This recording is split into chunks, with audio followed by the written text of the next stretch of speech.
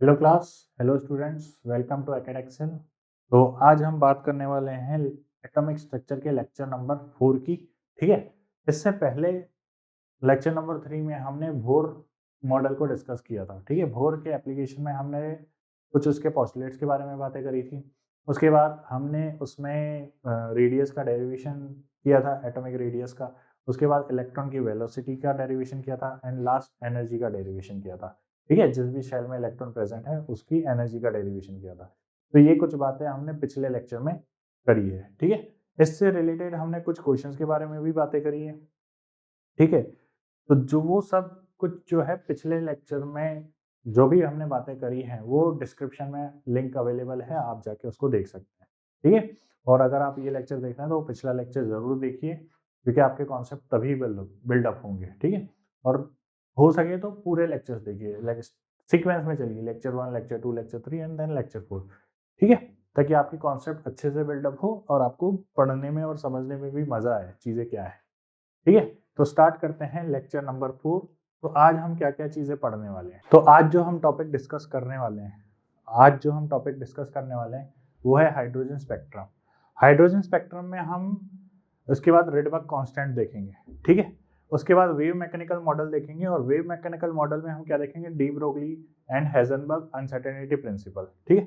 De Broglie और Heisenberg uncertainty principle बहुत important है, ध्यान से समझना और ध्यान से सुनना। आज जो हमें स्टार्ट करना है वो सबसे पहले हमें स्टार्ट करना है स्पेक्ट्रम से। ठीक है। तो स्पेक्ट्रम क्या होता है, पहले हम वो चीज समझ लेते हैं। ठीक है। तो स्पेक्ट्रम क्या होता है। हम्म, तो स्पेक्ट्रम देखो, डेफिनेशन लिखी हुई है, पहले मैं डेफिनेशन रीड करके बता देता हूँ, फिर आपको मैं समझाऊंगा क्या होता है। कि when a radiation is passed through a spectroscope, ठीक है, प्रिज्म। ठीक है। स्पेक्ट्रोस्कोप का मतलब यहाँ पे प्रिज्म से।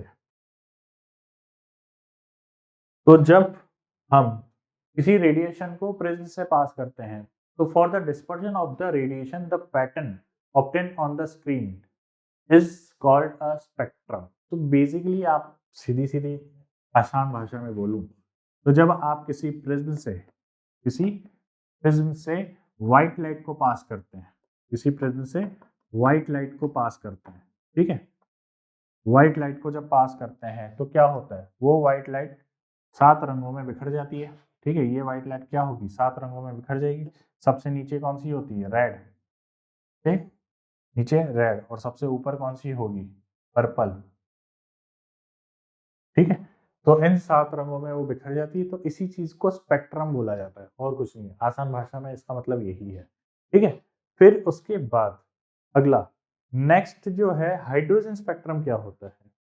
हाइड्रोजन स्पेक्ट्रम क्या होता है, तो हाइड्रोजन स्पेक्ट्रम की अगर मैं बात करूं तो हाइड्रोजन स्पेक्ट्रम, जैसे आप व्हाइट लाइट को किसी प्रिज्म से पास करते हो तो वो 7 रंगों में बिखरती है, तो उसी तरीके से पहले हम एक आइसोलेटेड हाइड्रोजन एटम को, किसी आइसोलेटेड हाइड्रोजन एटम को, किसी आइसोलेटेड हाइड्रोजन एटम को पहले बहुत ज्यादा हीट करके उसको गैसियस फॉर्म में, मतलब ऑलरेडी गैसियस होता है, उसको आयनाइज करते हैं। ठीक है। हाइड्रोजन एटम ऑलरेडी गैसेस में होता है, उसको आइसोलेटेड बना के फिर उसको आयनाइज करते हैं। जब ये आयनाइज हो जाता है तो इसमें से ब्लूइश लाइट निकलती है। क्या निकलती है, ब्लूइश लाइट निकलती है। ठीक है। ब्लू कलर की लाइट निकलती है। और इसी ब्लू लाइट को जब हम किसी प्रिज्म से पास करते हैं, किसी प्रिज्म से पास करते हैं, तो यहाँ पर भी हमें, जैसे वहां पे स्पेक्ट्रम में हमें जब 7 रंगों की लाइंस नजर आती है अलग अलग कलर्स की, यहाँ पे भी हमें अलग अलग एनर्जी लेवल की स्पेक्ट्रल लाइंस ऑब्जर्व होती है। क्या ऑब्जर्व होती है, स्पेक्ट्रल लाइंस। ठीक है। तो यही स्पेक्ट्रल लाइंस का हमें डिस्कशन करना है।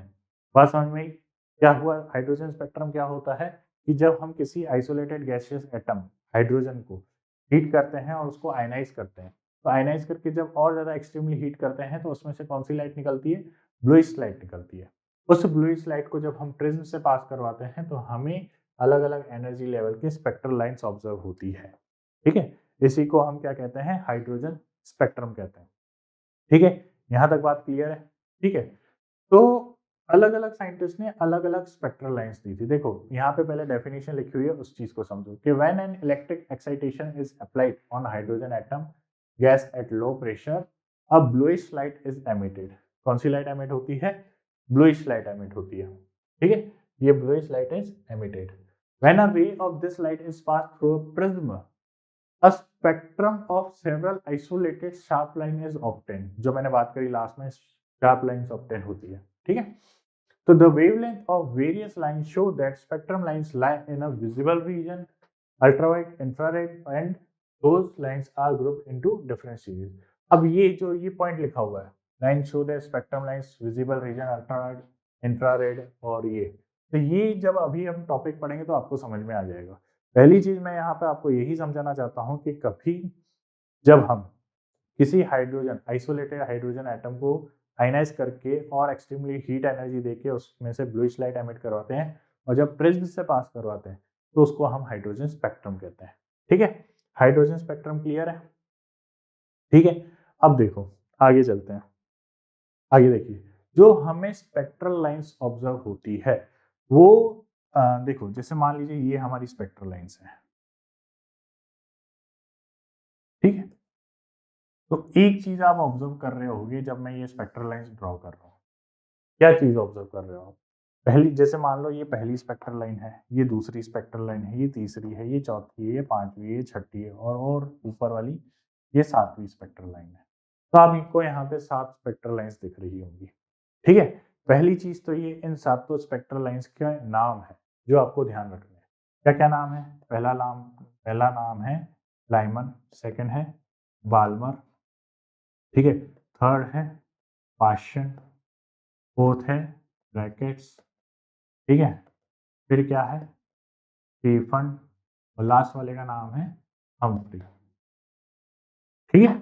तो ये आपको स्पेक्ट्रल लाइंस के जो नाम है ये आपको सीक्वेंस वाइज पता होनी चाहिए, इसमें कोई गड़बड़ी नहीं होनी चाहिए, क्योंकि एग्जामिनर हो सकता है डायरेक्ट आपसे इन स्पेक्ट्रल लाइंस के नंबर के बजाय डायरेक्ट नाम के बेसिस पे आपसे क्वेश्चंस पूछे, ठीक है। तो पहली चीज तो ये कि आपको ये सीक्वेंस वाइज नाम पता होना चाहिए। तो पहले ये सातों की स्पेक्ट्रल लाइंस होती है, उसके बाद दूसरी चीज ये है कि इसके ऊपर भी लाइंस अवेलेबल होती है, यानी कि 8, 9, 10, 11, 12 infinite number of lines present होती है। नामकरण जो है वो सातों का दिया हुआ है, ठीक है, अलग अलग साइंटिस्ट के बेस पे जिन्होंने इनको डिस्कवर किया।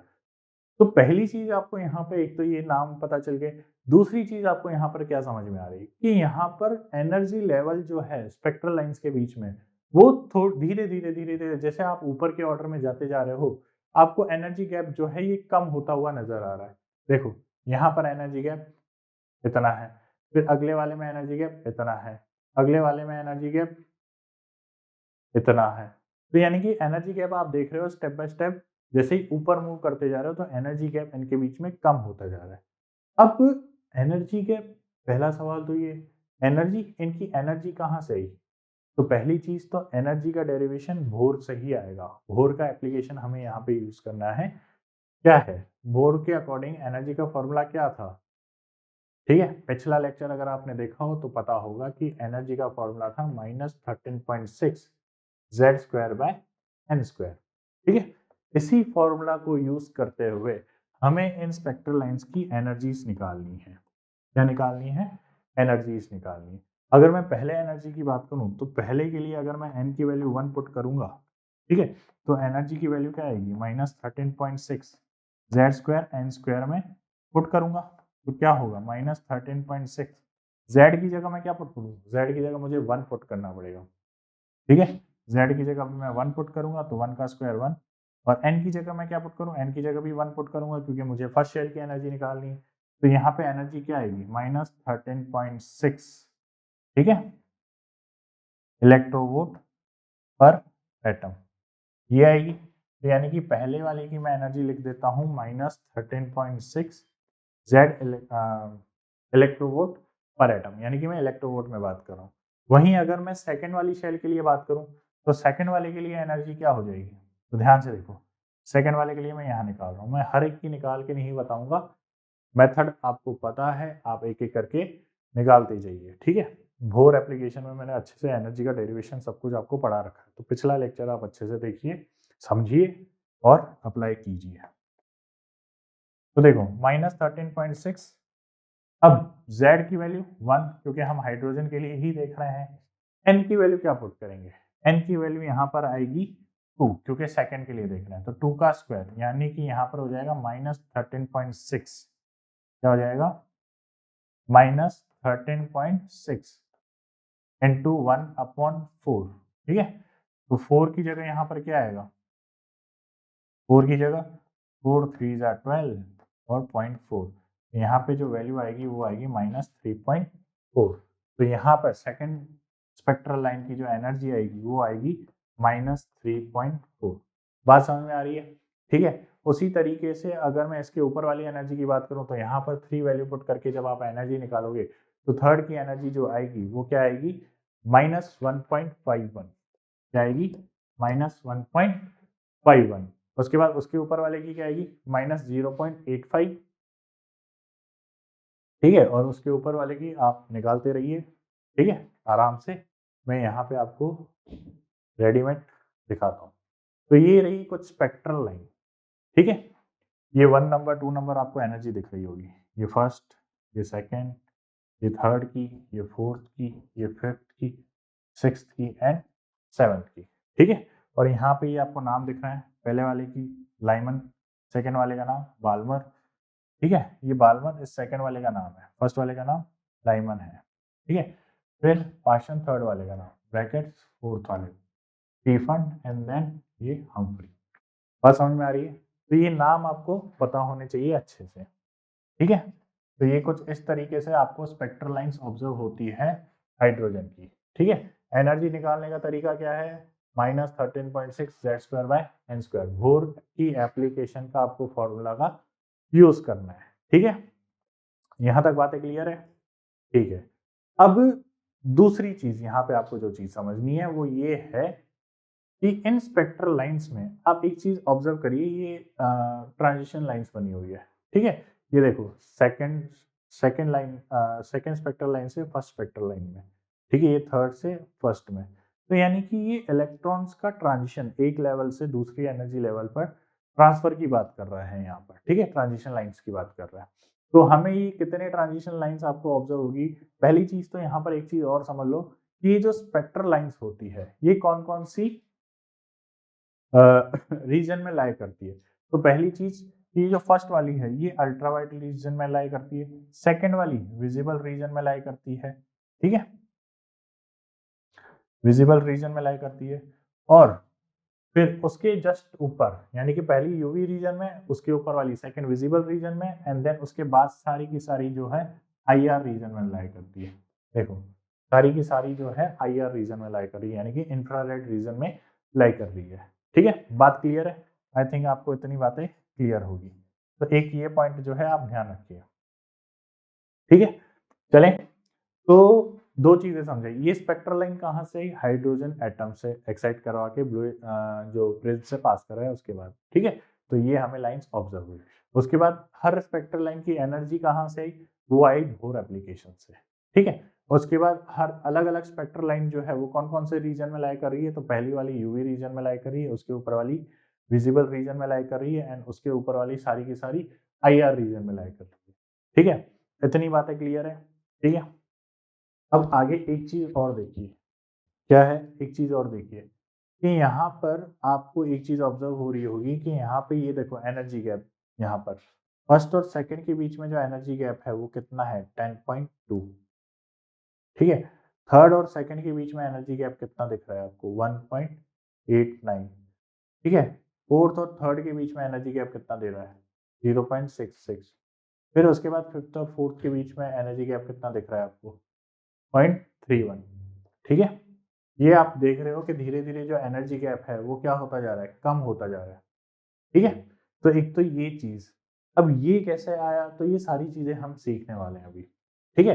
पहली चीज तो स्पेक्ट्रल लाइंस कहाँ से आई वो चीज क्लियर है, ठीक है। अब देखो हमारे पास एनर्जी का फॉर्मूला क्या था, हमारे पास एनर्जी का फॉर्मूला था -13.6 Z²/n², ठीक है। एनर्जी का फॉर्मूला था -13.6 Z²/n², ठीक है, इलेक्ट्रोवोल्ट पर एटम, ठीक है।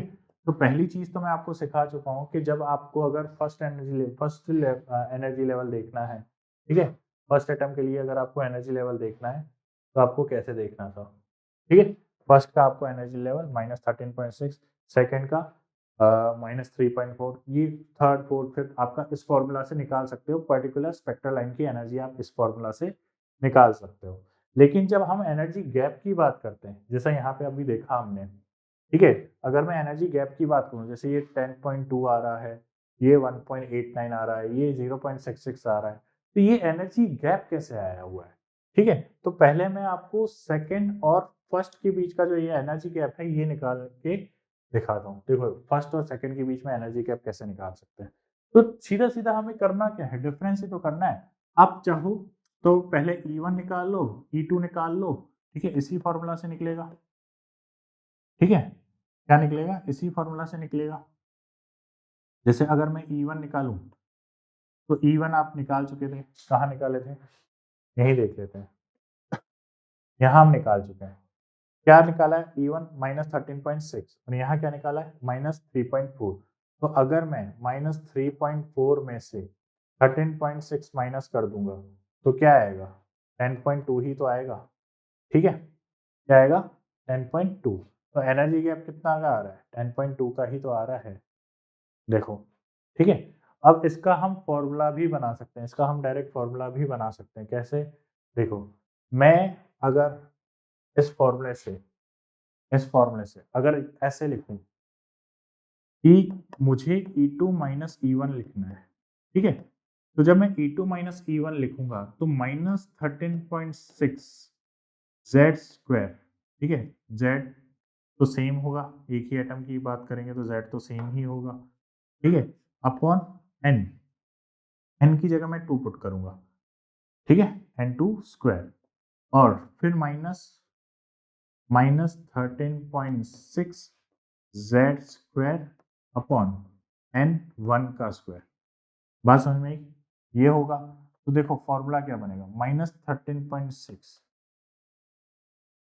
जेड स्क्वायर, ठीक है, अपॉन N2 का स्क्वायर, माइनस माइनस हो जाएगा plus 13.6 Z square bye N1 का स्क्वायर। इसको थोड़ा तरीके से लिख लेते हैं, प्लस वाला पार्ट आगे, माइनस वाला पार्ट पीछे, ठीक है। तो E2 माइनस E1 क्या हो जाएगा, 13.6 जेड स्क्वायर अपॉन N1 का square minus 13.6 Z square upon N2 का स्क्वायर। तो अगर हम यहाँ से 13.6 कॉमन निकाल लें, जेड स्क्वायर को भी कॉमन निकाल लें, तो यहाँ क्या आया, 1/N1 square minus 1/N2 square. ठीक है, ये आ गया आपका डिफरेंस इन एनर्जी का फॉर्मूला। बात समझ में आई, ठीक है।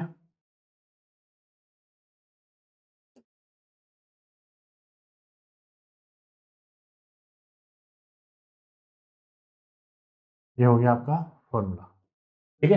तो इस फॉर्मूले से भी आप डायरेक्ट किसी भी दो एनर्जी लेवल के बीच का गैप फाइंड आउट कर सकते हो, ठीक है।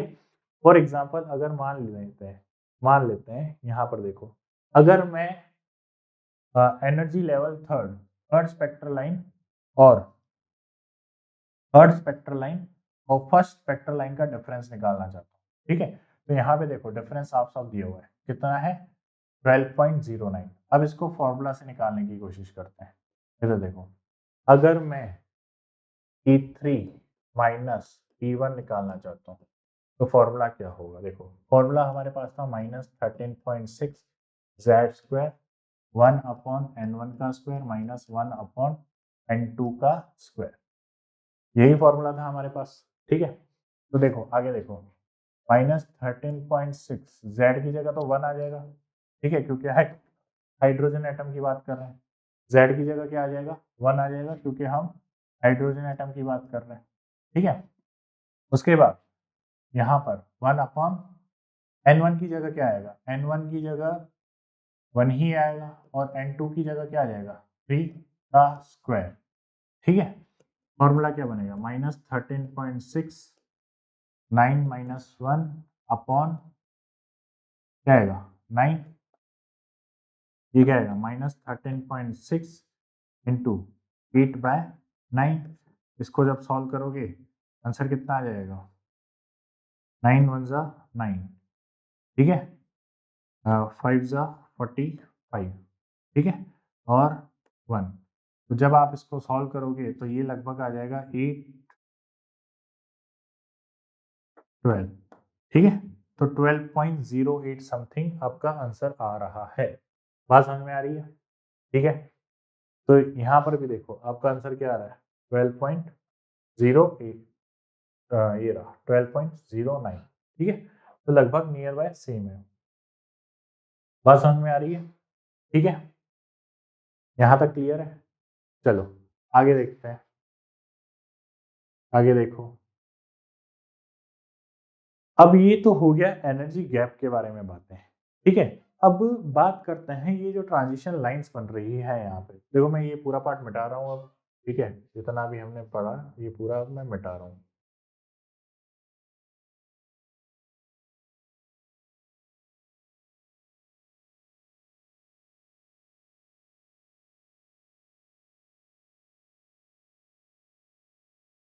अब देखो अगली चीज जो हमें पढ़नी है वो क्या है। अब हम यहाँ पर ये जो ट्रांजिशन लाइंस बनी हुई है ये वाली, इनके बारे में बात करेंगे। तो जब मान लीजिए इलेक्ट्रॉन जो है वो 7th शेल से या 7th एनर्जी लेवल से वो गिर रहा है सीधा और सीधा फर्स्ट पे, तो कितनी नंबर ऑफ ट्रांजिशन लाइंस बना सकता है या कितने नंबर ऑफ ट्रांजिशन लाइन से आ सकता है। तो देखो जब वो 7th से 1 में आ रहा होगा तो हो सकता है वो 7 से पहले 6 में आ जाए, फिर सीधा 1 पे आ जाए 6 से। हो सकता है वो 7 से 6 में आ जाए, फिर 6, फिर 6 से 5 में आ जाए, फिर 5 से 4 में आ जाए, फिर 4 से 3 में आ जाए। यानी कि नंबर ऑफ लाइंस बनेगी, अनलिमिटेड तो नहीं बनेगी बट लिमिटेड लाइंस बनेगी। तो अब इसको डायरेक्ट कैसे किया जाए, इसको डायरेक्ट कैसे सॉल्व किया जाए, तो इसके लिए भी हमारे पास एक तरीका है जो हमें पता होना चाहिए। क्या है? तो total number of spectral lines calculate करने का जो तरीका है वो क्या है, या total number of transition lines. तो total number of transition lines निकालने का तरीका क्या है, नॉर्मल लाइंस ही लिख देते हैं। क्या है? n2 minus n1, n2 minus n1 plus 1 upon 2, ठीक है। ये हो गया हमारा टोटल नंबर ऑफ लाइंस निकालने का तरीका। क्लियर है यहाँ तक? अब देखो, अब total number of spectral lines अगर निकल गई तो एक बार ट्राई करके देख लेते हैं। फॉर एग्जाम्पल अगर मैं बात करूं कि थर्ड से फर्स्ट में अगर मैं बात करूं, देखो पहले लॉजिकली देखते हैं, ठीक है, ये थर्ड हो गई, ये फर्स्ट हो गई। अब कितनी नंबर ऑफ स्पेक्ट्रल लाइंस यहाँ पे बन सकती है? तो देखो एक तो यहाँ पे बन सकती है 2 से 1 आ रही हो, एक 3 से 1 आ रही हो, एक 3 से 2 आ रही हो, ठीक है, यही लाइंस पॉसिबल है। तो पहले हम इसको अप्लाई करके देखते हैं, कहीं फॉर्मूला लग तो रहा है, पता चले चूना लगा रहे हैं सर। तो इधर देखो, तो यहाँ पे मैं 3 से 1 की बात कर रहा हूँ, तो 3 से 1 के लिए n2 की वैल्यू 3 हो जाएगी और n1 की वैल्यू 1 हो जाएगी। यहाँ पे 3 1 प्लस 1, ठीक है, अपॉन 2, यहाँ पे आ जाएगा 2 और ये गया, तो ये 3/2, ये आ गया डी आंसर, ठीक है। तो यानी कि अप्लाई हो रहा है फॉर्मूला। तो अब आप चाहे तो किसी भी एनर्जी लेवल के बीच के गैप्स की लाइंस निकाल सकते हैं। जैसे फॉर एग्जांपल 7 से अगर 1 लाइंस देखनी है, हमें कैलकुलेट करनी है, तो फॉर्मूला क्या हो जाएगा, 7, ये अलग कॉन्सेप्ट, ठीक है, ये अलग है, 7 माइनस 1, यहाँ पे 7 माइनस 1 प्लस 1/2, क्या आ जाएगा 6, 6 इंटू 7/2, ये 3, ये आ गया 21। यानी कि 21 नंबर ऑफ लाइंस आपको देखने को मिलेगी जब आप 7 से 1 की तरफ मूव कर रहे होगे। तो एक बार चेक कर लेते हैं, क्या 7 लाइंस आपको देखने को कितनी लाइंस देखी थी अभी हमने, 21 सॉरी। तो 21 हमें देखने को मिल भी रही है या नहीं दिख रही है?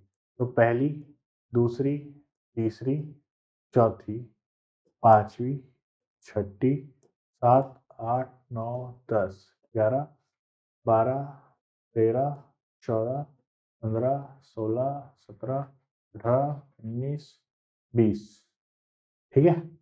और एक कौन सी रहेगी, ये रहेगी 21। ठीक है, तो यानी कि 21 लाइंस आपको देखने को मिल रही है। तो total number of spectral lines निकालने का फॉर्मूला आई थिंक आपको क्लियर होगा। ठीक है, तो ये हो गई हाइड्रोजन स्पेक्ट्रम के बारे में कुछ बातें। ठीक है, अब नेक्स्ट है रिडबर्ग फॉर्मूला। रिडबर्ग फॉर्मूला क्या है, तो ये सिंपल सा एक डेरिवेशन है रिडबर्ग का कांस्टेंट। ये कोई अलग चीज नहीं है, जो अभी हम पढ़ते आ रहे हैं वही है, कोई अलग चीज नहीं है। अगर मैं डेल्टा ई बराबर था -13.6 जेड स्क्वायर 1/n1² -1/n2 का, यही था हमारा।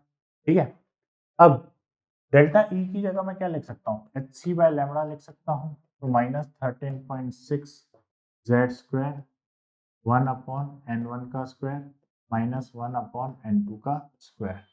ठीक है, तो जब मैं इसको पुट करूंगा तो ये 1/लैम्बडा बराबर हो जाएगा -13.6 अपॉन एच बाय सी। ठीक है, जेड स्क्वायर बराबर 1/n1² -1/n2 स्क्वायर। ठीक है, तो ये जो फॉर्मूला आएगा, ये जो पार्ट कांस्टेंट आ रहा है यहाँ पे, ये जो कांस्टेंट पार्ट आपको दिख रहा है, यही आपका रेडबर्ग कांस्टेंट है। क्या है, रेडबर्ग कांस्टेंट। तो ये आपको क्या देखने को मिलेगा, are Z square 1/n1² -1/n2 square. बात समझ में आ रही है, ये हो गया आपका फॉर्मूला। ठीक है, तो यहाँ पर ये रेडबर्ग कांस्टेंट है। एक्चुअली करेक्टली डेरिवेशन की अगर मैं बात करूँ तो करेक्ट डेरिवेशन जो ये आपको देखने को मिलेगा, तो ये आपको एनर्जी के फॉर्मूले से रिलेट करना पड़ेगा।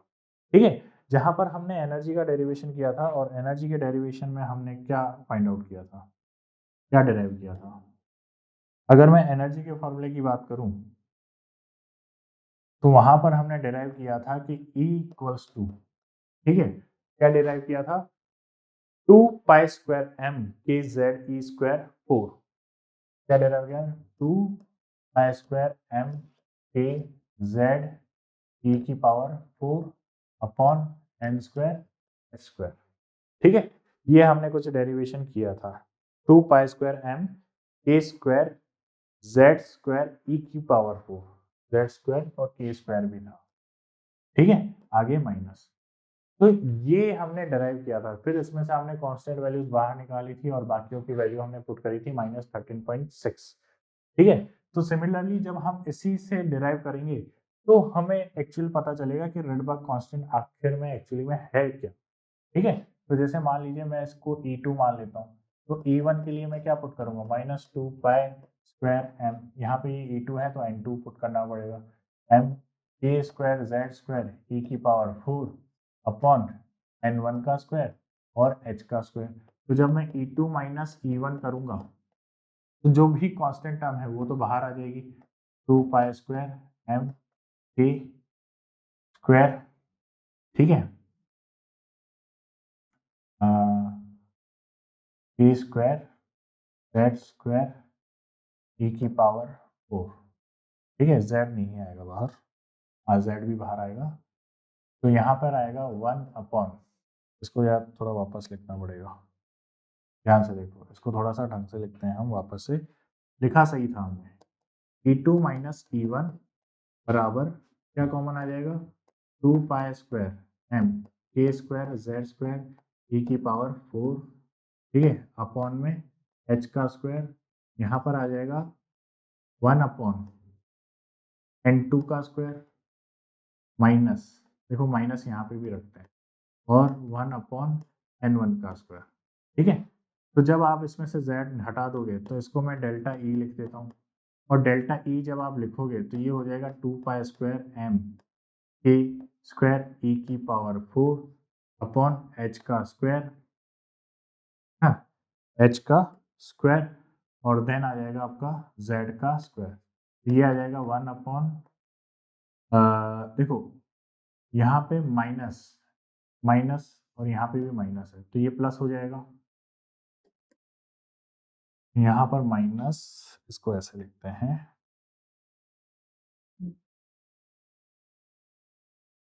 ये माइनस माइनस। ठीक है, तो यहाँ पर ये आपको देखने को मिलेगा, यहाँ पे ये प्लस हो जाएगा, ये प्लस, ये 1/n2 का स्क्वायर, ये स्क्वायर, ये आपको देखने को मिलेगा। ठीक है, अब डेल्टा ई की जगह आप क्या लिख सकते हो, h c by lambda 2 pi square m k square e की पावर 4 अपॉन एच का स्क्वायर। ठीक है, और z का square 1/n1 square minus 1/n2 का स्क्वायर। ठीक है, अब ये h और c अगर यहाँ नीचे जाएंगे तो आपको क्या देखने को मिलेगा, तो इसको हम थोड़ा यहाँ कॉपी कर रहे हैं साइड में। ठीक है, ये यहाँ से हम यहाँ लेके जा रहे हैं।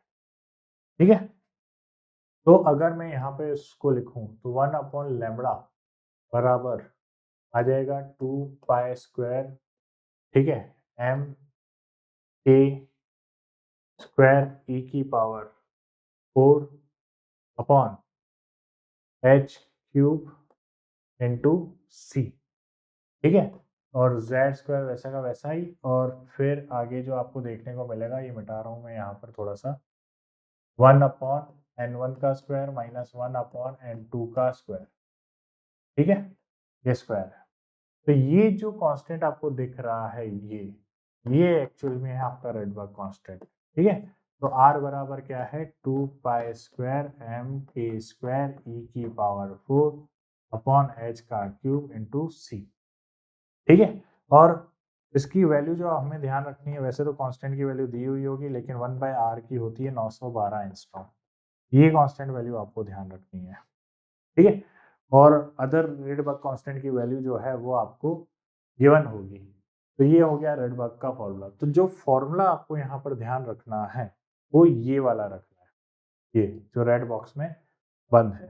ठीक है, अच्छा 1/लैम्बडा क्या होता है, 1/लैम्बडा क्या होता है, याद करो 1/लैम्बडा किसके बराबर होता है। तो अगर आपने लेक्चर नंबर 2 देखा हो तो वहां पर हमने वेव के कुछ टर्म्स डिस्कस किए थे, जैसे कि वेवलेंथ हो गया, वेव नंबर हो गया। तो ये जो 1/लैम्बडा है ये वेव नंबर के बराबर है। तो यानी कि जो ये रेडबर्ग वाला जो डेरिवेशन वाला पार्ट है, ये नंबर ऑफ वेव्स के बारे में हमें इंफॉर्मेशन दे। तो आप चाहो तो यहाँ पर इसको वेव नंबर के बराबर भी लिख सकते हो कि वेव नंबर बराबर r/z² 1/n1 का स्क्वायर माइनस 1/n2 का स्क्वायर। बात क्लियर है? ठीक है, अब एक एग्जांपल डिस्कस कर लेते हैं। अगर मैं एग्जांपल की बात करूं, ठीक है, तो एग्जांपल देखिए, क्वेश्चन कह रहा है calculate the frequency of the last line of the Lyman series in the hydrogen spectrum. अब लाइमन कौन सी लाइन थी, देखो यहीं से सॉल्व आउट करने की कोशिश करो, क्वेश्चन सॉल्व करने का तरीका देखो। लाइमन जो है वो पहली लाइन थी, अब लाइमन की लास्ट लाइन कौन सी हो सकती है। अब लास्ट लाइन कौन सी होगी भाई, फर्स्ट लाइन तो कहां से होगी, जो सेकंड से स्टार्ट हो रही है। ठीक है, ये फर्स्ट लाइन होगी। सेकंड लाइन कौन सी होगी, जो सेकंड से स्टार्ट हो रही है। ठीक है, मतलब फर्स्ट लाइन तो होगी आपकी जो सेकंड से फर्स्ट में आ रही हो, सेकेंड लाइन होगी जो आपकी थर्ड से फर्स्ट में आ रही हो। उसी तरीके से जो लास्ट वाली होगी वो तो कहाँ से आ रही होगी, वो तो इनफाइनाइट से आ रही होगी। तो अब उसके लिए हमें फ्रीक्वेंसी कैलकुलेट करने के लिए इसने कहा है, तो हमारे पास फॉर्मूला है क्या, हमारे पास फॉर्मूला है 1/लैम्बडा equals to r z 1/n1 का स्क्वायर माइनस 1/n2 का स्क्वायर। एक तो ये फॉर्मूला है, ठीक है, और एक आप चाहो तो डायरेक्ट एनर्जी का फॉर्मूला भी यूज कर सकते हो। भाई एनर्जी का फॉर्मूला क्या होता है, अगर मैं एनर्जी की फॉर्मूला की बात करूं तो -13.6 जेड स्क्वायर, ठीक है, 1/n1 का स्क्वायर माइनस 1/n2 का स्क्वायर। इन दोनों फॉर्मूले से हमारा क्वेश्चन सॉर्ट आउट हो जाएगा। लेकिन दिक्कत जो आनी है वो आनी है हमारे पास आर की वैल्यू की कैलकुलेशन की। बात समझ में आ रही है? ठीक है, तो आप चाहो तो दोनों फॉर्मूले से इस क्वेश्चन को सॉर्ट आउट कर सकते हो। तो हम पहले वाले फॉर्मूले को अप्लाई करते हैं। तो पहले हमें लैम्बडा निकालना पड़ेगा, ये हो जाएगा r 1 का स्क्वायर। ठीक है, अब n1 तो क्या पुट करूंगा, n1 में 1 पुट करूंगा। ठीक है, और N2 क्या पुट करूंगा, क्योंकि लाइमन है ना, लाइमन तो पहली वाली सीरीज है, मैंने पहले ही कहा था कि डायरेक्ट नाम के बेसिस पे भी क्वेश्चन पूछ सकता है। तो लाइमन तो पहली है, आखिरी वाली कौन सी है, इनफाइनाइट, इनफाइनाइट का स्क्वायर, तो 1 अपॉन इनफाइनाइट क्या होता है, 1 अपॉन इनफाइनाइट होता है 0 के बराबर, ठीक है। तो ये हो गया 1 का स्क्वायर, ये 1 माइनस 0 यानी कि 1, यानी कि यहाँ पर सीधा सीधा आ रहा है 1 बाय लैम्बडा बराबर आर, तो यानी कि लैम्बडा बराबर क्या आ गया, लैम्बडा बराबर आ गया 1 अपॉन आर, तो 1 अपॉन आर की वैल्यू होती है 912 एंगस्ट्रॉम, ठीक है। तो यानी कि लैम्बडा आ गया 912 एंगस्ट्रॉम। अब लैम्बडा और फ्रीक्वेंसी के बीच में आपको रिलेशन पता है, ये होता है सी बाय फ्रीक्वेंसी, ठीक है। सी की वैल्यू होती है 3 इंटू 10 की पावर 8 मीटर पर सेकेंड। अब यहाँ पे आपको एंगस्ट्रॉम में दे रखा है, तो 912, सॉरी आपको क्या दिया हुआ है, लैम्बडा दिया हुआ है, तो आपको फ्रीक्वेंसी निकालनी है, तो आप इस फॉर्मूला को कुछ ऐसे लिख दीजिए, फ्रीक्वेंसी बराबर हो जाएगा सी बाय लैम्बडा। तो लैम्बडा आपको दे रखा है 912 एंगस्ट्रॉम, तो इसको 10 की पावर माइनस 10 से सॉर्ट आउट करोगे तो ये हो गया फ्रीक्वेंसी। अब इसको सॉल्व करने पर आपको फ्रीक्वेंसी मिल जाएगी, ठीक है।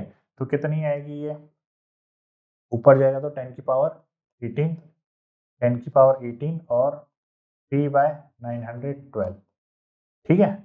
तो ये हो गई आपकी फ्रीक्वेंसी। अब इसको आगे सॉल्व करना आपको आता है, ठीक है, तो आप इसको आगे सॉल्व कर सकते हो। अब यहाँ पे इससे आगे कोई इतनी खास दिक्कत आने वाली नहीं है, ठीक है। सॉल्व करने का तरीका समझ में आया।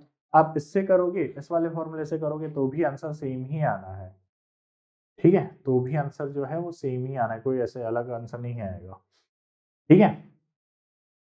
आगे नेक्स्ट, अगला ये कह रहा है calculate the ratio of maximum lambda of Lyman and Balmer series, ठीक है, मैक्सिमम लैम्बडा। अब देखो मैक्सिमम लैम्बडा बोला है उसने, मैक्सिमम लैम्बडा, यहाँ पर एक ये भी बहुत इंटरेस्टिंग चीज है समझने वाली कि मैक्सिमम लैम्बडा यानी कि वो कौन सी वाली लाइन की बात कर रहा है। तो देखो लाइमन कौन सी सीरीज है, पहली वाली, पहली वाली लाइमन है, और सेकेंड वाली कौन सी है, बाल्मर, ठीक है, सेकेंड वाली बाल्मर और पहली वाली लाइमन। अब इसके लिए मैक्सिमम, जैसे फॉर एग्जांपल अगर मैं लाइमन के लिए बात करूं तो लाइमन के लिए मैक्सिमम वेवलेंथ कहां से होगी। अब आप जानते हो कि लैम्बडा जो है वो इनवर्सली प्रोपोर्शनल होता है एनर्जी के, या मैं यूं कह लूं कि एनर्जी इनवर्सली प्रोपोर्शनल होता है लैम्बडा के, ठीक है, बात क्लियर है। तो यानी कि मैक्सिमम लैम्बडा यानी कि मिनिमम एनर्जी, और मिनिमम एनर्जी गैप कहाँ से होगा, तो लाइमन और बाल्मर के बीच में मिनिमम एनर्जी गैप होगा फॉर लाइमन, और बाल्मर के लिए मिनिमम एनर्जी गैप क्या होगा, तो यानी कि ये लैम्बडा मैक्सिमम हो गया किसके लिए, लाइमन के लिए, इसके लिए लाइमन के लिए, ठीक है, बात समझ में आ रही है। और बाल्मर के लिए मैक्सिमम लैम्बडा कहाँ होगा, तो लाइमन बाल्मर क्वेश्चन, ठीक है, थर्ड नंबर वाली कौन सी थी, क्वेश्चन। तो बाल्मर सीरीज के लिए मैक्सिमम लैम्बडा कहाँ से आ रहा होगा, मैक्सिमम लैम्बडा जस्ट ऊपर से आ रहा होगा, ठीक है, क्वेश्चन से। ये लैम्बडा मैक्सिमम हो गया किसके लिए, बाल्मर के लिए, बात समझ में आ रही। ये थर्ड सीरीज, ये सेकेंड, और ये कौन सी हो गई, ये हो गई आपकी फर्स्ट, क्लियर है। अब क्या है, अब तो वैल्यूज पुट करनी है, लैम्बडा का ratio, calculate the ratio of lambda, lambda क्या होता है 1 अपॉन लैम्बडा, ठीक है, यहाँ पे मैं लिख लेता हूँ फॉर लाइमन, ठीक है, अपॉन 1 अपॉन लैम्बडा और बाल्मर, ठीक है। इसको सॉल्व करेंगे क्या आएगा, यहाँ पे आ जाएगा आर जेड, ठीक है, are Z square 1 upon n1 का स्क्वायर माइनस 1 अपॉन n2 का स्क्वायर, ठीक है। अब देखो यहाँ पे मैं, हमारे पास इतनी जगह है नहीं, तो मैं यहीं पे n1 और n2, तो लाइमन के लिए n1 क्या हो जाएगा और n2 क्या हो जाएगा 2, पाल्मर के लिए n1 क्या हो जाएगा 2, और n2 क्या हो जाएगा 3, ठीक है, क्लियर है। तो यहीं पे पुट करते हुए चलते हैं, तो लाइमन के लिए n1 हो जाएगा 1 और बाल्मर के लिए हो जाएगा 2 का स्क्वायर, ठीक है, और आर जेड स्क्वायर, यहाँ पे ये बाल्मर के लिए हो जाएगा 2 का स्क्वायर, यहाँ पे हो जाएगा 3 का स्क्वायर। ठीक है, इसको सॉल्व करेंगे, ये आर जेड स्क्वायर गया, तो ये वैल्यू आएगी लगभग 2 का square 4, 4 minus 1 3, 3 by 4 upon 9 minus 1 8, 8 by, एक सेकेंड सॉरी 8 नहीं, इसको देखना पड़ेगा, ये क्या आएगा 9, 9 माइनस 4, तो 9 माइनस 4 5 आएगा। ठीक है, 5 और ये आएगा 36, ये आ गया 1 अपॉन लैम्बडा फॉर लाइमन। ठीक है, और ये आ जाएगा 1 अपॉन लैम्बडा फॉर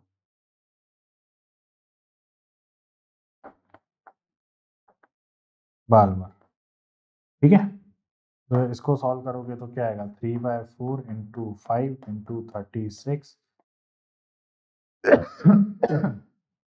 9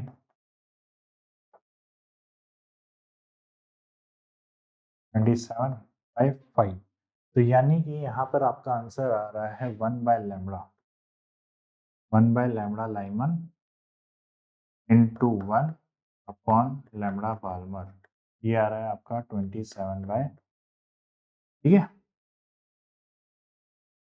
तो आंसर हो जाएगा हमारा 5 बाय 27, क्योंकि आपसे lambda Lyman upon lambda Balmer पूछा हुआ है। ठीक है, ओवर राइटिंग हो गई है, इसको ऐसे लिख देता है, क्योंकि हमसे lambda Lyman upon lambda Balmer पूछा हुआ है। क्लियर है, तो आई थिंक यहाँ पे आपको कोई खास दिक्कत नहीं होगी। ठीक है, चलें आगे। अब लिमिटेशन ऑफ बोर थ्योरी क्या थी, लिमिटेशन क्या थी बोर मॉडल की, तो लिमिटेशन ये थी कि सबसे पहला लिमिटेशन तो यही था कि पहली चीज तो ये सिंगल इलेक्ट्रॉन स्पीशीज के लिए एप्लीकेबल थी, मल्टी इलेक्ट्रॉन स्पीशीज के लिए बोर की एप्लीकेशन या बोर की जो थ्योरी थी वो एप्लीकेबल नहीं थी। दूसरा मैंने कहा था कि लेक्चर के स्टार्टिंग में कि जो एंगुलर मोमेंटम वाला पार्ट था कि एंगुलर मोमेंटम जो है वो NH बाय 2 पाई के बराबर होता है, तो इस चीज का भी बोर ने कोई एक्सप्लेनेशन नहीं दिया था। ठीक है, और बोर ने बिना किसी एक्सप्लेनेशन के क्वांटम थ्योरी को यूज कर लिया था। ठीक है, और उनकी क्लासिकल फिजिक्स वगैरह को यूज कर लिया था, ये स्टार्टिंग में ही मैंने बताया था। ठीक है, और दूसरी चीज कि बोर की थ्योरी ने जो है स्पेक्ट्रल लाइन को अच्छे से एक्सप्लेन नहीं किया। ठीक है, स्पेक्ट्रल लाइंस को डिटेल में एक्सप्लेन नहीं किया, और ये सारी जो हैं वो बोर के ड्रॉबैक्स हैं, तो आपको अच्छे से देखने को मिल रहे हैं, सारे नोट्स में लिखे हुए हैं, आप अच्छे से पढ़ सकते हो। ठीक है, इनमें इनको पढ़ने में आपको कोई खास दिक्कत नहीं आएगी। वेव मैकेनिकल मॉडल, अब वेव मैकेनिकल मॉडल में बेसिकली हमें दो थ्योरीज पढ़नी है, पहला तो डी ब्रोगली का कॉन्सेप्ट, दूसरा हेजनबर्ग का कॉन्सेप्ट। ठीक है, तो पहला हमें देखो, मैं नाम लिख देता हूँ, पहला हमें डी ब्रोगली का कॉन्सेप्ट पढ़ना है। ठीक है, और सेकंड हमें हेजनबर्ग अनसर्टेनिटी प्रिंसिपल पढ़नी है।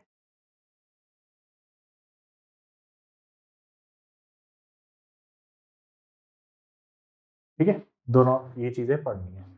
अब पहले हम स्टार्ट करते हैं डी ब्रोगली से।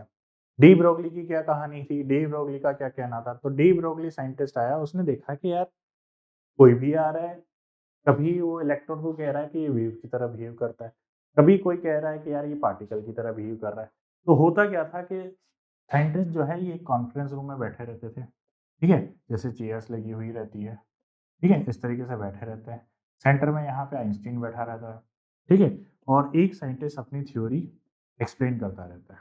ठीक है, तो ये होगा वो होगा, अगले साइंटिस्ट क्वेश्चंस पूछते हैं, अगर उनका जवाब मिलता जाता है तो थ्योरी को एक्सेप्ट कर लिया जाता है, अगर उनका जवाब हमें नहीं मिलता, सॉरी साइंटिस्ट को अगर नहीं मिलता, तो वो उनकी ड्रॉबैक की कैटेगरीज में चला जाता है। तो यहाँ पर बैठा बैठा डी ब्रोगली ये सारी कहानी सुन रहा है, कभी कोई साइंटिस्ट उठ के आ रहा है, वो कह रहा है कि इलेक्ट्रॉन पार्टिकल की तरह बिहेव कर रहा है।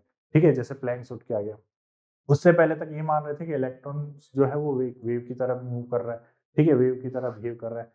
प्लैंक्स बैठा बैठा ये देख रहा, और उसने उठ के बोला कि मैं ये कह रहा हूँ कि इलेक्ट्रॉन जो है वो दोनों की तरह बिहेव कर रहा है, वो इलेक्ट्रॉन जो है दोनों की तरह बिहेव कर रहा है, यानी कि वो पार्टिकल बिहेव भी शो करता है और वेव वेव नेचर भी शो करता है। तो डी ब्रोगली का इसी कॉन्सेप्ट को ड्यूअल नेचर ऑफ मैटर भी बोला गया, ड्यूअल नेचर ऑफ मैटर। ठीक है, अब इस चीज को उसने कैसे एक्सप्लेन किया, तो इस चीज को समझते हैं। तो यहाँ पे मैं हेजनबर्ग अनसर्टेनिटी प्रिंसिपल को अभी थोड़ी देर के लिए रब कर देता हूँ। ठीक है, हम पहले डी ब्रोगली को समझते हैं कि डी ब्रोगली का आखिर कहना क्या था। तो डी ब्रोगली का कहना ये था कि कोई भी जो वेव है, ठीक, सॉरी, कोई भी जो मैटर है जो माइक्रोस्कोपिक लेवल पे है, ठीक है, वो जो है वो वेव की तरह बिहेव भी कर सकता है और पार्टिकल की तरह भी बिहेव कर सकता है। और मैं ये इक्वेशन दे रहा हूँ कि लैम्बडा जो है यानी कि वेवलेंथ जो है वो इनवर्सली प्रोपोर्शनल मोमेंटम होता है। क्या होता है? Inversely proportional momentum. ठीक है, और मोमेंटम क्या होता है हम अच्छे से जानते हैं। मोमेंटम क्या होता है?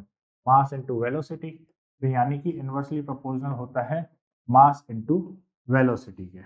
ठीक है, ये किसका कहना था? ये डी ब्रोगली का कहना था। और प्रोपोर्शनलिटी कांस्टेंट में कौन आएगा? प्रोपोर्शनलिटी कांस्टेंट में आएगा प्लैंक्स कांस्टेंट। ठीक है, ये सारी बातें हो गई। अब डी ब्रोगली ने ये कह तो दिया कि लैम्बडा जो है इनवर्सली प्रोपोर्शनल मोमेंटम है और लैम्बडा जो है मतलब कांस्टेंट जो है प्रोपोर्शनली कांस्टेंट वो प्लैंक्स कांस्टेंट के बराबर है। तो इसको एक्सप्लेन तो करें। डी ब्रोगली ने कहा ठीक है करते हैं। तो पहले तो उसने कॉन्सेप्चुअली एक्सप्लेन किया। तो कॉन्सेप्चुअली मैं उसने वैसे एक्सप्लेन नहीं किया, मैं आपको थोड़ा सा रिलेट करने की कोशिश कर रहा हूँ। आप ऊपर देखिए, ऊपर क्या है? भगवान। उससे थोड़ा नीचे देखिए, पंखा दिख रहा होगा, दिख रहा है? अब पंखा जब आप देख रहे हो तो अभी तो सर्दी का मौसम है, तो लेकिन अगर आप उसको चलाओगे पंखे को, जैसे गर्मी में चलाते हो, तो जब लो स्पीड पे चलाते हो, एकदम लो स्पीड पे, तो पंखे की प्लेट्स आपको साफ साफ दिख रही होती है कि पहले यहाँ है, यहाँ है, यहाँ है, यहाँ है, यहाँ है, यहाँ है। तो प्लेट्स जो है पेन की वो आपको क्लियरली दिख रही होती है। ठीक है, तो उस टाइम पर वो किसकी तरह बिहेव कर रही है? पार्टिकल की तरह, क्योंकि आपको ऑब्जर्व हो रहा है ये प्लेट यहाँ पर है, ये प्लेट यहाँ पर है, ये प्लेट यहाँ पर है, ये प्लेट यहाँ पर है। ठीक है, जब एकदम स्लो स्लो फैन घूम रहा है और जब उसी फैन को आप फुल स्पीड में घुमाते हो, तो वही प्लेट्स, वही जो एक पार्टिकल है, मैटर है, वो आपको वेव की तरह दिख रहा होता है। आपको फुल स्पीड में फैन चलाओगे तो क्या दिख रहा होता है? एक वेव मूव कर रही है सर्कुलर पाथ में। ठीक है, तो जैसे ही भाई प्लेट है क्या? बेसिकली है तो एक पार्टिकल ही। तो जैसे ही इसको इनफ मोमेंटम मिल जाता है तो यही पार्टिकल आपको कैसा देखने को मिलता है? ये वेव की तरह दिख रहा होता है। और अगर इसके पास इनफ मोमेंटम नहीं होता तो ये पार्टिकल की तरह दिख रहा होता है। तो सीधा सीधा सारा खेल जो है वो मोमेंटम का है। यानी कि अब दूसरी चीज इसने कैसे एक्सप्लेन करी? अब एक और चीज को समझो, एक और चीज को समझो कि मान लो एक बड़ा सा ट्रक है। ठीक है, बड़ा सा ट्रक है, वो 500 किलोमीटर की स्पीड से मूव कर रहा है, यानी कि 5 किलोमीटर पर आवर की स्पीड से वो मूव कर रहा है। तो वो क्या है? वो आपको नॉर्मली ऑब्जर्व हो जाएगा कि चलता जा रहा है। लेकिन वहीं अगर वो एक बाइक है, एक बाइक अगर 500 किलोमीटर की स्पीड से मूव कर रही है, तो वो आपको एक वेव की तरह दिखाई देगी। तो कहने का मतलब ये है कि पार्टिकल जितना बड़ा होगा, पार्टिकल जितना बड़ा होगा, उसको वेव नेचर शो करने की टेंडेंसी उतनी कम हो जाएगी, क्योंकि उसको वेव नेचर शो करने के लिए ज्यादा से ज्यादा वेलोसिटी चाहिए या ज्यादा से ज्यादा मोमेंटम चाहिए। यानी कि अगर मास बढ़ता जाएगा, ठीक है, तो वेव नेचर शो करने की टेंडेंसी बढ़ती जाएगी, क्योंकि उसको ज्यादा से ज्यादा वेलोसिटी चाहिए, ज्यादा से ज्यादा मोमेंटम चाहिए। वहीं अगर मास कम होगा तो वेव नेचर जो है वो ज्यादा से ज्यादा शो होगा। ठीक है, क्योंकि आराम से वो इनफ वेलोसिटी से आपको वेव की तरह शो हो जाएगा। ठीक है, बाइक और ट्रक के एग्जांपल से आपको आई थिंक समझ में आ गया होगा। तो यहाँ से ये चीज समझ में आ रही है कि लैम्बडा जो है इनवर्सली प्रोपोर्शनल मास, क्योंकि मास कम होगा तो वेवलेंथ या यूं कह लो वेव नेचर ज्यादा होगा। ठीक है, उस मास को इनफ वेलोसिटी मिलनी चाहिए। बात समझ में आ रही है? यहाँ तक आई थिंक आपको बात क्लियर है। अब अगली चीज देखो, ये तो हो गया प्रैक्टिकल। अब उसने बोला कि मैथमेटिकल भी प्रूव करके बताओ। कि ठीक है, करते हैं। ठीक है, आपकी आज्ञा सराखों पर। उसने कहा कि आइंस्टीन ने क्या इक्वेशन दी है? क्या इक्वेशन दी है? आइंस्टीन की तो फेमस इक्वेशन है, E equals to mc square. ठीक है, डी ब्रोगली ने पूछा कि यहाँ पे m क्या है? यहाँ पे m तो मास है। ये मास किसका है? इलेक्ट्रॉन का। ठीक है, मास ऑफ इलेक्ट्रॉन, यानी कि ये यहाँ पर पार्टिकल नेचर बोल रहा है कि हाँ, यहाँ पे इसने पार्टिकल नेचर बोला है। बिल्कुल सही बात है। ठीक है, और आपने इसको एक्सेप्ट कर रखा है कि हाँ, हमने इसको एक्सेप्ट कर रखा है। चलो बढ़िया बात है। ठीक है, फिर उसके बाद प्लैंक्स ने क्या इक्वेशन दे रखी है, कि प्लैंक्स ने भी एनर्जी की इक्वेशन दे रखी है, क्या दे रखी है, कि प्लैंक्स ने इक्वेशन दे रखी है NHC बाय लैम्बडा, ठीक है, या NH म्यू, ये हम देख चुके हैं, ठीक है, ये Planck's constant Planck quantum theory में हम पढ़ चुके हैं कि ये इक्वेशन दे रखी है, हाँ दे रखी है, कि आपने ये भी एक्सेप्ट कर रखी है कि हाँ कर रखी है, कि मैं इन दोनों एनर्जी को बराबर ले लेता हूँ, तो जब मैं ये बराबर लेके चलूंगा तो mc स्क्वायर बराबर हो जाएगा NHC बाय लैम्बडा, ठीक है। अभी थोड़ी देर के लिए हम n की बात हटा देते हैं, तो सीधा सीधा HC बाय लैम्बडा से डिस्कस करते हैं, तो HC बाय लैम्बडा, ये ठीक है, तो ये C से ये C कट गया, यहाँ कट गया, तो m, तो देखो यहाँ पे इक्वेशन क्या बनेगी, मैं इस लैम्बडा को यहाँ ले आता हूँ, ये हो गया h बाय mc, और c क्या है, speed of light, speed of wave, तो मैं इसको v क्यों नहीं मान सकता, मान ले भाई, तो m v, ये लो प्रूव हो गया, वाह बहुत बढ़िया। तो यानी कि इसने कोई खास डेरिवेशन नहीं किया, इसने सीधा सीधा क्या किया, आइंस्टीन की इक्वेशन ली, प्लैंक्स की इक्वेशन ली और दोनों को बराबर करके बोल दिया कि दोनों ही नेचर शो करता है, यानी कि पार्टिकल नेचर भी शो हो रहा है और वेव नेचर भी शो हो रहा है, दोनों ही नेचर शो हो रहे हैं, और मैथमेटिकली प्रूव भी कर दिया। तो यहाँ पर आपको ये वाली इक्वेशन ध्यान रखनी है, लैम्बडा बराबर h बाय mv, ठीक है। तो ये बात क्लियर है आई थिंक आपको, ठीक है। अब देखो इसने एक बात और कही, अब डी ब्रोगली का कॉन्फिडेंस सातवें आसमान पे था, उसने बोला कि मैं एक चीज और बता सकता हूँ, कि बता भाई क्या बता सकता है, कि बोर का जो ड्रॉबैक था कि एंगुलर मोमेंटम जो है वो NH/2π कैसे है, तो वो मैं एक्सप्लेन कर सकता हूँ, तो उसने बोला ठीक है करके बता। तो देखो डी ब्रोगली ने वो कैसे एक्सप्लेन किया, डी ब्रोगली ने वो एक्सप्लेन किया कुछ इस तरीके से, देखो उसने क्या कहा कि मान लो कि इलेक्ट्रॉन जो है वो सर्कुलर पाथ पे घूम रहा है, किस पे घूम रहा है, सर्कुलर पाथ पे घूम रहा है, लेकिन इलेक्ट्रॉन सर्कुलर पाथ पे घूम तो रहा है लेकिन सर्कुलर वे में नहीं घूम रहा, स्ट्रेट नहीं घूम रहा, वो एक वेव की फॉर्म में घूम रहा है, किस तरीके से घूम रहा है, वेव के फॉर्म में घूम रहा है, ठीक है, वेव के फॉर्म में घूम रहा है, ये ठीक है मान लिया।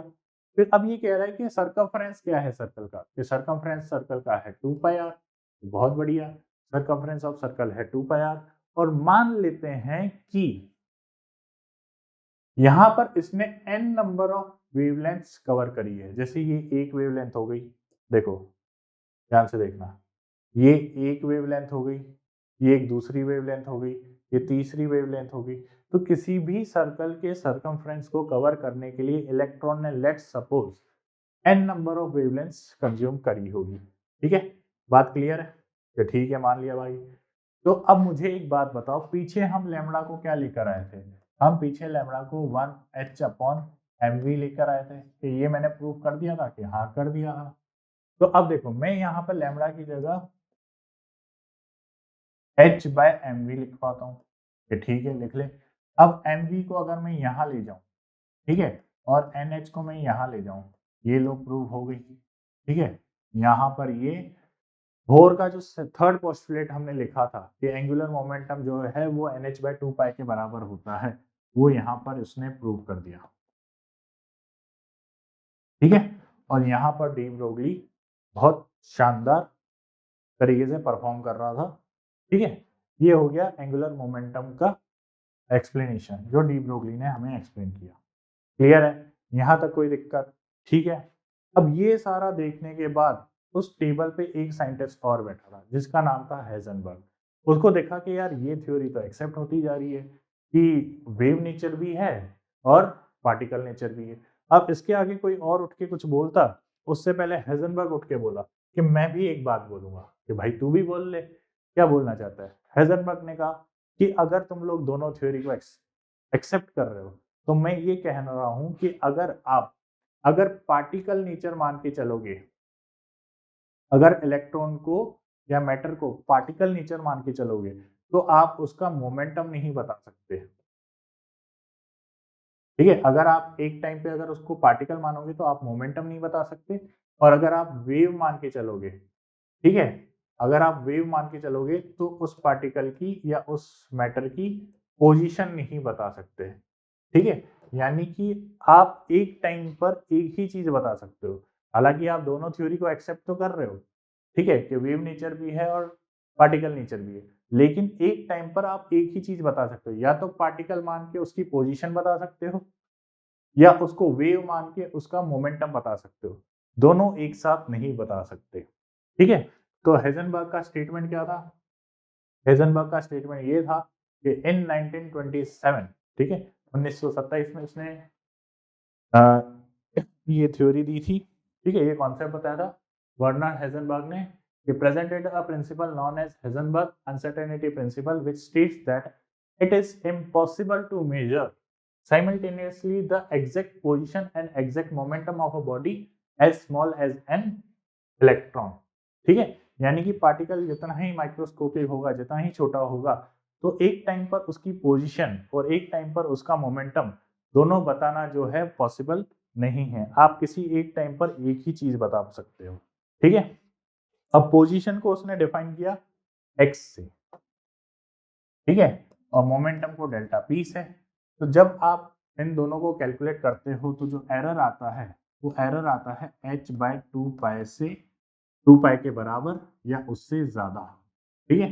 दोनों को लेके कैलकुलेट करोगे जो एरर आएगा वो आएगा delta x into delta P greater than h/2, ठीक है। डेल्टा पी की जगह हम क्या लिख सकते हैं? तो देखो delta x m delta v, ठीक है, h/2, ठीक है। m की आगे डेल्टा नहीं लगा सकते क्योंकि मास ऑफ इलेक्ट्रॉन चेंज नहीं होगा, मास ऑफ इलेक्ट्रॉन कांस्टेंट रूप से ही चलता रहेगा। m को यहाँ ले आए तो एक इक्वेशन ये भी बन सकती है, ठीक है। ये डायरेक्ट इक्वेशन से पूछा जा सकता है, delta x into delta we is greater than h/2 m, ठीक है। इतनी बात क्लियर है? तो ये हेजनबर्ग की कहानी थी, ठीक है। हेजनबर्ग का सीधा सीधा कहना इतना सही था कि आप अगर वेव नेचर मान के चलते हो इलेक्ट्रॉन को, तो आप उसका मोमेंटम बता सकते हो लेकिन उसकी पोजीशन नहीं बता सकते। और अगर पार्टिकल मान के चलते हो, वेव नेचर होगा तो आप मोमेंटम बता दोगे, और पार्टिकल नेचर मान के चलोगे तो आप पोजीशन बता दोगे। लेकिन अगर पार्टिकल नेचर मान के चल रहे हो तो मोमेंटम नहीं बता सकते, वेव नेचर मान के चल रहे हो तो पोजीशन नहीं बता सकते, ठीक है। तो ये बात आई थिंक आपको क्लियर है, इतनी सी। अब आगे नेक्स्ट देखो, आगे क्या है। हेजनबर्ग की कहानी इतनी सी थी। कोई statement wise direct in equation से क्वेश्चन पूछा जा सकता है, पूछा जाएगा तो, बाकी इसके अलावा और कोई खास क्वेश्चन आता नहीं है यहाँ से, ठीक है। आगे चलें।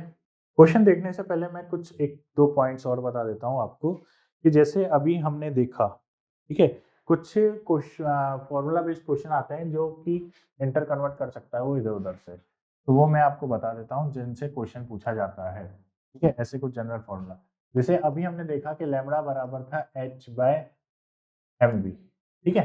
तो एक फॉर्मूला और होता है lambda equals to h upon under root 2m/ke, ठीक है। इससे काफी बार क्वेश्चन पूछा गया है। अब अगर याद रहता है तो अच्छी बात है, वरना मैं थोड़ा बहुत बता देता हूँ कहाँ से आया।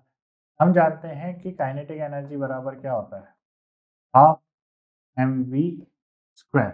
मुझे mv की वैल्यू पुट करनी है, तो mv यहाँ पर mv बनाने के लिए मैं यहाँ पे क्या करता हूँ, m से मल्टीप्लाई कर देता हूँ। तो यहाँ से भी m से मल्टीप्लाई हो जाएगा, तो यहाँ हो जाएगा m² v²। इस 2 को यहाँ ले जाता हूँ तो ये हो जाएगा 2m/ke बराबर आ गया m² v², ठीक है। ये इस साइड जाएगा तो ये अंडर रूट आ जाएगा, ये अंडर रूट आएगा तो 2m/ke बराबर आ गया mv, ठीक है।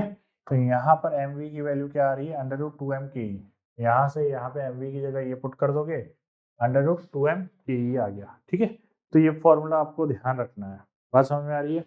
उसके बाद काइनेटिक एनर्जी बराबर होता है Q इंटू वी।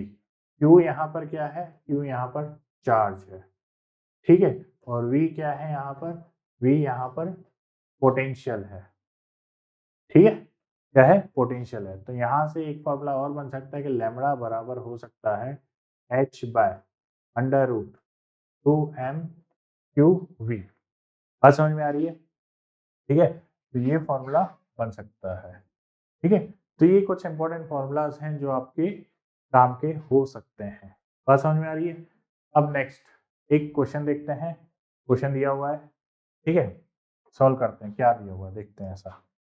तो कह रहा है what is the ratio of de Broglie wavelength of electron, ठीक है, for electron accelerated through 200 volt and 50 volt. देखो वोल्ट पे ही पूछा हुआ है जो अभी हमने डिस्कस किया, लैम्बडा बराबर h under root 2m q V, ठीक है।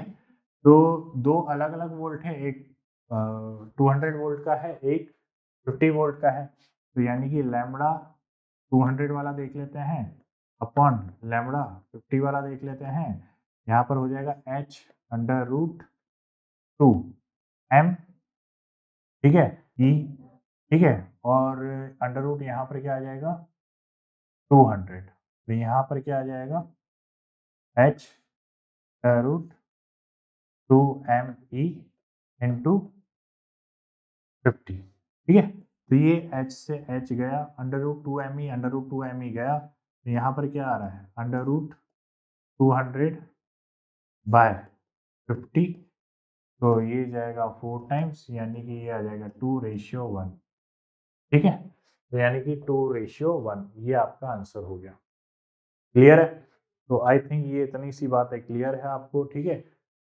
आज हमने दो चीज़ें पढ़ी, तीन चीज़ें पढ़ी एक्चुअली। एक तो हाइड्रोजन स्पेक्ट्रम पढ़ा, एक डी ब्रोगली का कॉन्सेप्ट पढ़ा, और तीसरा हाइजेनबर्ग अनसर्टेनिटी प्रिंसिपल पढ़ा, ठीक है। तीनों ही कॉन्सेप्ट बहुत इंपॉर्टेंट है, बहुत अच्छे हैं। तो आप अच्छे से इसको समझ में आया नहीं आया कमेंट सेक्शन में बता सकते हैं, ठीक है। अगर आपको लेक्चर अच्छा लगा हो, कॉन्सेप्ट आपको अच्छे से बिल्डअप हो रहे हो, तो चैनल को लाइक करो, सब्सक्राइब करो, ठीक है, और बेल आइकन ज़रूर प्रेस करें, क्योंकि अगर सेकंड लेक्चर जब भी आने वाला होगा तो आपको नोटिफिकेशन मिल जाएगा। तो बेल आइकन को ज़रूर प्रेस करना, और हमारी वेबसाइट पर acadexcel.com पे आपको नीट एनोटेशन पीडीएफ मिल जाएगी, नोट्स की पीडीएफ मिल जाएगी, चैप्टर वाइज आपको क्वेश्चंस मिल जाएंगे, काफ़ी सारे चैप्टर वाइज, ठीक है। लेक्चर वाइज असाइनमेंट मिलेंगे, जैसे इस लेक्चर के असाइनमेंट, सेकंड लेक्चर के असाइनमेंट, थर्ड लेक्चर के असाइनमेंट, वे असाइनमेंट मिल जाएंगे जिससे आप प्रैक्टिस कर सकते हो। आपके रेगुलर माइनर टेस्ट होंगे, मेजर टेस्ट होंगे, ठीक है। प्रीवियस ईयर वीडियो के आपको सॉल्यूशन मिलेंगे, जो भी लास्ट ईयर क्वेश्चंस आए हुए हैं उनके सॉल्यूशंस मिलेंगे। बात समझ में आ रही है? तो ये आपको सब अवेलेबल है एकेडेक्सल के वेबसाइट पे, ठीक है। तो आई थिंक आज के लिए इतना ही, मिलते हैं नेक्स्ट लेक्चर में। Thank you.